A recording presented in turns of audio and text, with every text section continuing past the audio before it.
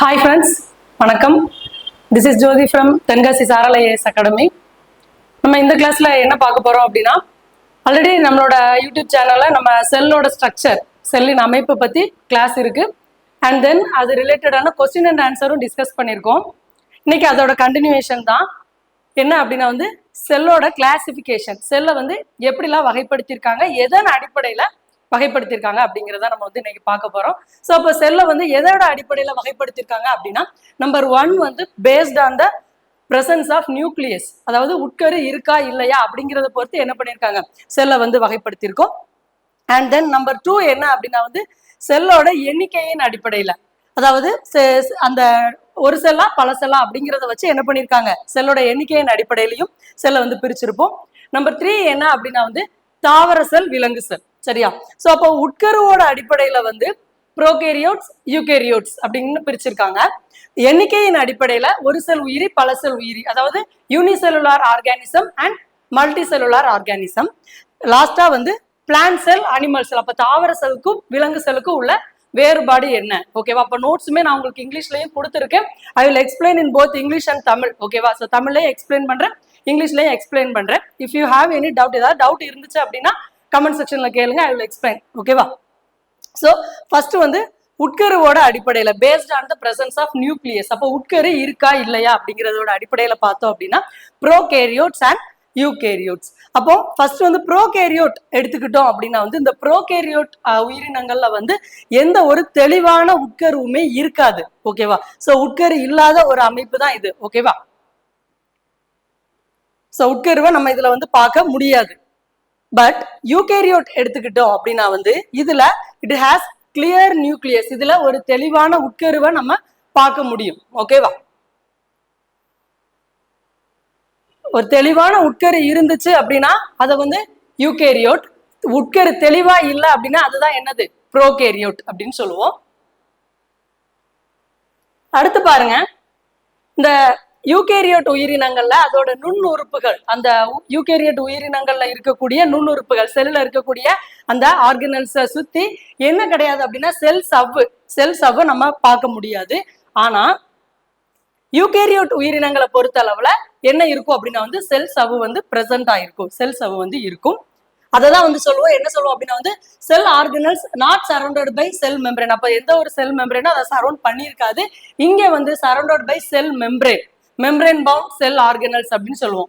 செல் சவ்வுகளால் சூழப்பட்ட செல் நுண்ணுறுப்பு இங்க இருக்கும். ஓகேவா? சோ அடுத்தது பார்த்தோம் அப்படின்னா நியூக்ளியோலஸ். நியூக்ளியோலஸ் அப்படிங்கிறது உட்கரு மணி அப்படின்னு சொல்லுவோம். அந்த நியூக்ளியோலஸ் இதுல கிடையாது. ஆனா யூகேரியோட்ஸ்ல நியூக்ளியோலஸ் நம்ம பார்க்க முடியும், உட்கரு மணி அதுல உண்டு. அப்போ காமனா என்ன அப்படின்னா ஒரு செல் உயிரினத்துக்கு ஒரு எடுத்துக்காட்டு அப்படின்னா நமக்கு தெரியும், சின்ன சின்ன நுண்ணுயிரிகள் தான் என்னது ஒரு செல் உயிரினம். ஸோ அந்த ப்ரோகேரியோட்ஸ்ன்னு சொல்லக்கூடிய பாக்டீரியா, அமீபா, இந்த மாதிரியான சின்ன சின்ன நுண்ணுயிரிகள். பட் யூகேரியோட்ஸ் எடுத்துக்கிட்டோம் அப்படின்னா நம்ம தான். ஸோ தாவர செல்லா இருக்கலாம், விலங்கு செல்லா இருக்கலாம், இது போக பூஞ்சைகளா இருக்கலாம், அதுக்கப்புறமா ஆல்காக்கள், பாசிகள், இது எல்லாமே என்னதான் இந்த யூகேரியோட்டுக்கு ஒரு எடுத்துக்காட்டு தான். ஓகேவா? ஸோ இதுதான் என்ன அப்படின்னா ப்ரோகேரியோட் அண்ட் யூகேரியோட். உங்களுக்கு கிளியர் ஆயிருக்கும்னு நினைக்கிறேன்.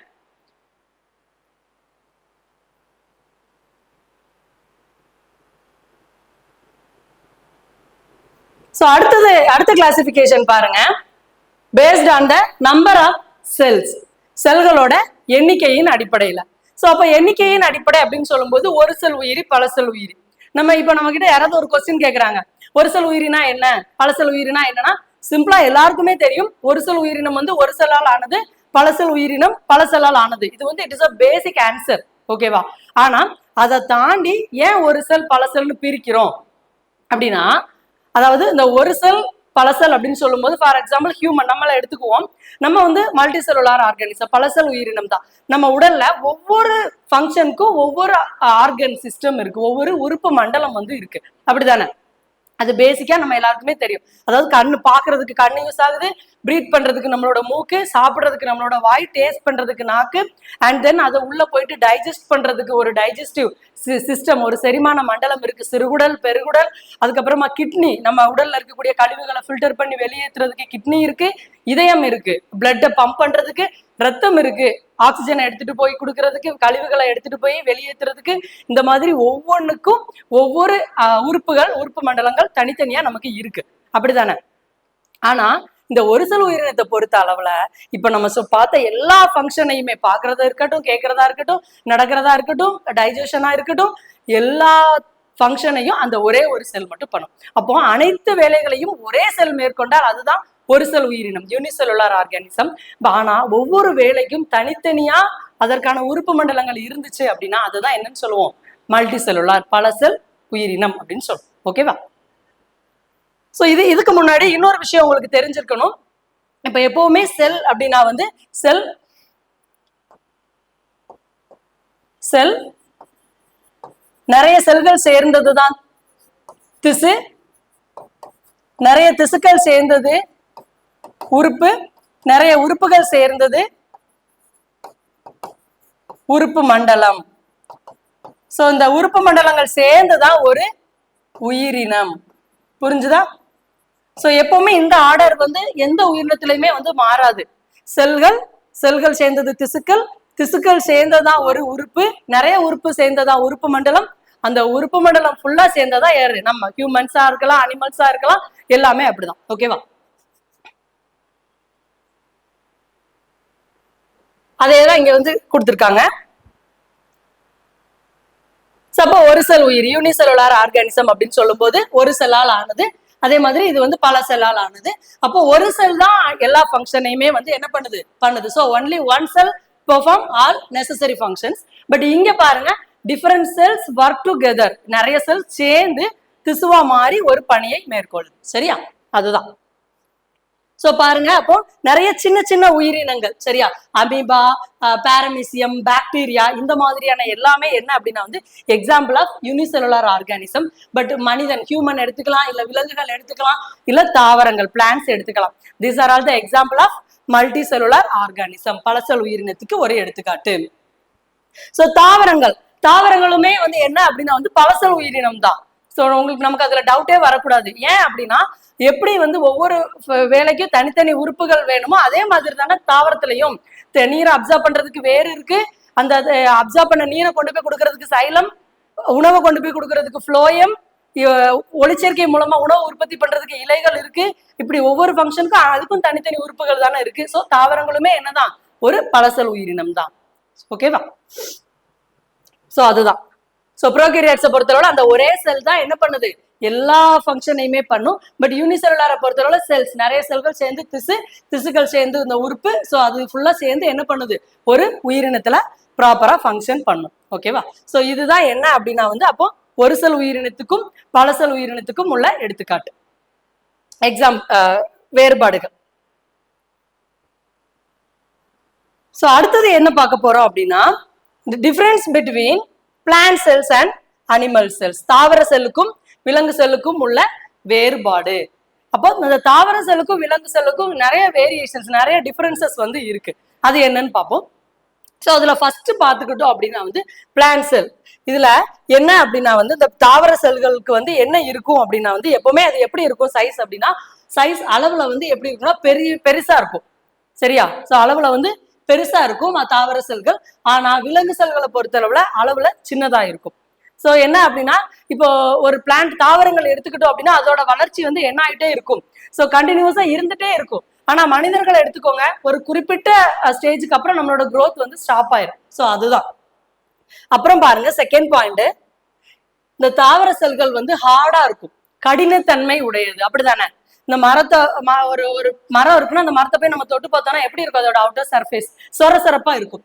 ஆனா நம்ம விலங்கு செல், நம்ம ஸ்கின் எப்படி இருக்கு, சாஃப்டா தானே இருக்கு. சோ கடினத்தன்மை அற்றது. ஓகேவா? இது வந்து ஹார்ட் இன் நேச்சர், அது வந்து நாட் ஹார்ட் இன் நேச்சர். இயற்கையாகவே அது எப்படி இருக்காது, கடினத்தன்மை அற்றதா தான் இருக்கும். சோ அடுத்தது பாருங்க, சோ அதோட அந்த சாஃப்ட்னஸ் அண்ட் ஹார்ட்னஸ் தான். ஓகேவா? சோ இது வந்து ரொம்ப சொரசொரப்பா இருக்கும், நம்மளோட ஸ்கின் வந்து எப்படி இருக்கும், ரொம்பவே சாஃப்டா தான் இருக்கும். சோ அது மூலமா நீங்க வந்து ஞாபகம் வச்சுக்கலாம். அண்ட் தென் பாருங்க, தாவர செல்லுக்கு வந்து என்ன உண்டு அப்படின்னா வந்து செல் வால் இஸ் பிரசன்ட், செல் சுவர் உண்டு. தாவர செல்லை சுத்தி செல் சுவர் இருக்கும். சோ அப்ப செல் சுவர்ங்கிற ஒண்ணு இருக்கிறதுனாலதான் அது எப்படி இருக்கு, நல்லா ரொம்ப ஹார்டா இருக்கும். ஆனா விலங்கு செல்களுக்கு வந்து என்ன கிடையாது, செல் சுவர் கிடையாது. ஸோ அப்ப செல் சுவர் இல்லாததுனாலதான் அது எப்படி இருக்கு, ரொம்பவே கொஞ்சம் சாஃப்டா வந்து இருக்கும். அப்ப செல் சுவர் இருந்துச்சுன்னா கடினத்தன்மையா இருக்கும், செல் சுவர் இல்லைன்னா சாஃப்டா இருக்கும். அடுத்தது பாருங்க மெம்பரேன். செல் மெம்பரேன் வந்து என்ன ஆயிருக்கும், இதுல பிரசன்ட் ஆயிருக்கும் தாவர செல்கள்ல. விலங்கு செல்கள்லையும் செல் சவ்வு உண்டு.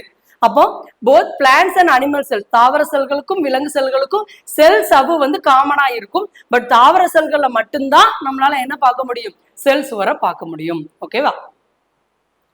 சோ அதுக்குதான் இந்த இமேஜ் கொடுத்துருக்கோம் உங்களுக்கு. ஸோ அப்போ செல் சுவர் அந்த அவுட்டர் லேயர் வந்து தாவர செல்கள்ல வந்து இருக்கும், பட் விலங்கு செல்கள்ல வந்து இருக்காது. ஸோ அப்போ அந்த தாவர செல்லுல வந்து அந்த செல் சுவர் இருக்கிறதுனால அது கொஞ்சம் ஹார்டா இருக்கு. இதுல செல் சுவர் இல்லாம சாஃப்டா இருக்கிறதுனால எப்படி இருக்கு, கொஞ்சம் நல்லா சாஃப்டா இருக்கு விலங்கு செல்கள். ஓகேவா? அடுத்தது பாருங்க பசுங்கணிகம், குளோரோபிளாஸ்ட். பசுங்கணிகம் உண்டு. ஏன் பசுங்கணிகம் பிரசன்ட் ஆயிருக்கு, பச்சையம் இருக்கு. சரியா? சோ அந்த பச்சையம் வந்து என்ன பண்ணும் அப்படின்னா வந்து with the help of sunlight, water and carbon dioxide இது என்ன பண்ணும், it can prepare their own food. அதுக்கு தேவையானது அது வந்து என்ன சொல்லுவோம் அப்படின்னா வந்து ஆட்டோட்ராபிக் அப்படின்னு சொல்லுவோம், தற்சார்பு உணவூட்ட உயிரிகள் அப்படின்னு சொல்லுவோம். ஸோ அப்போ அதுக்கு தேவையான உணவை அதுவே என்ன பண்ணிக்கும், தயார் பண்ணிக்கும். ஆனா நம்ம விலங்கு செல்களை எடுத்துக்கோங்க, நம்ம என்ன பண்றோம், we depend our food for plants and animals. நம்மளோட உணவுக்காக தாவரங்களையும் விலங்குகளையும் என்ன பண்ணிருக்கோம், டிபெண்ட் பண்ணி இருக்கும். ஓகேவா? சோ அதனால நமக்கு என்ன கிடையாது, பசுங்கணிகம் கிடையாது. நெக்ஸ்ட் நுண்குமிழ்கள், இதுலயும் இருக்கும். அதாவது தாவர செல்களையும் நுண்குமிழ்கள் இருக்கும், விலங்கு செல்களையும் நுண்குமிழ்களும் இருக்கும். But when compared to animal cells, தாவர விலங்கு செல்களை கம்பேர் பண்ணும்போது தாவர செல்கள்ல வந்து நுண்குமிழ்களோட அளவு பெருசா இருக்கும், விலங்கு செல்கள்ல வந்து நுண்குமிழ்களோட அளவு வந்து எப்படி இருக்கும், சின்னதா இருக்கும். ஓகேவா?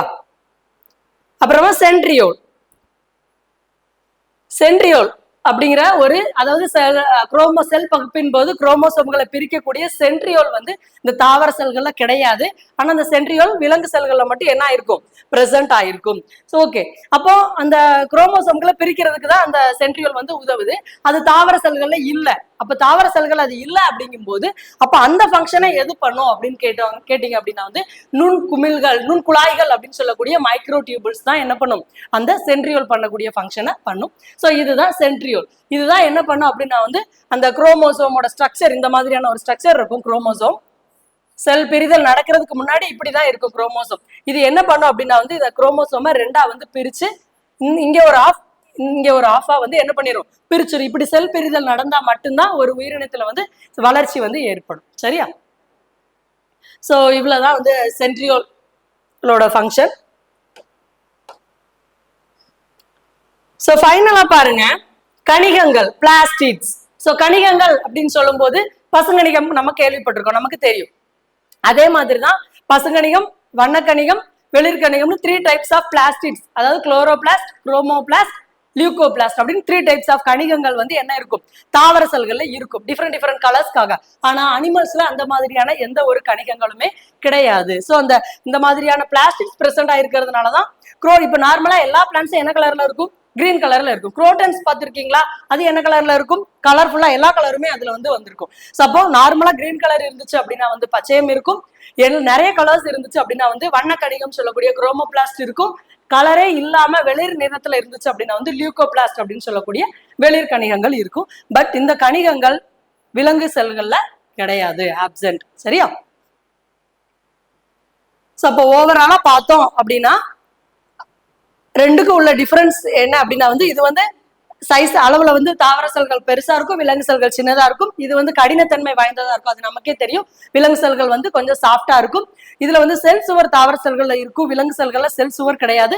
செல் சுவர் ரெண்டுக்குமே காமன் பிரசன்ட் ஆயிருக்கும்.